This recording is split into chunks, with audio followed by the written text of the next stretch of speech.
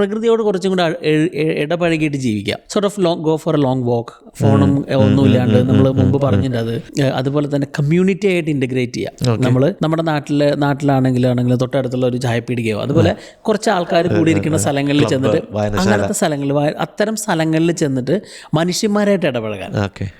ഒപ്പം തന്നെ നമ്മളൊരു ഡീപ്പ് തോട്ട് എന്ന് പറയില്ലേ, നമ്മൾ മുമ്പ് ഡീപ്പ് വർക്കിനെ പറ്റി പറഞ്ഞത്, അതേപോലെ ഒരു ഡീപ്പ് തോട്ട് നമ്മളോട് തന്നെ കുറച്ചൊരു ക്രിയേറ്റീവായിട്ട്, ആ ഡീപ്പ് തോട്ടാണ് നമ്മുടെ ക്രിയേറ്റിവിറ്റീനെ കൊണ്ടുവരുന്നത്.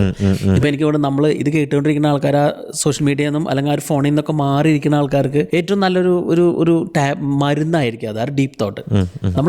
നമ്മളെ തന്നെ അനലൈസ് ചെയ്ത് നമ്മളുടെ തന്നെ പ്രശ്നങ്ങളെ നമ്മൾ അനലൈസ് ചെയ്ത് നമ്മളൊരു ബെറ്റർ ഫ്യൂച്ചർ നമ്മൾ തന്നെ ക്രിയേറ്റ് ചെയ്യണ ആ ഒരു ഫീലിംഗ് ഉണ്ടല്ലോ, അതാണ് അങ്ങനെയാണ് ജെന്നി ഓഡൽ പറഞ്ഞത്. എനിക്കിത് ഇഷ്ടപ്പെട്ടൊരു വേ ഓഫ് ഡൂയിങ് ആയിരുന്നു.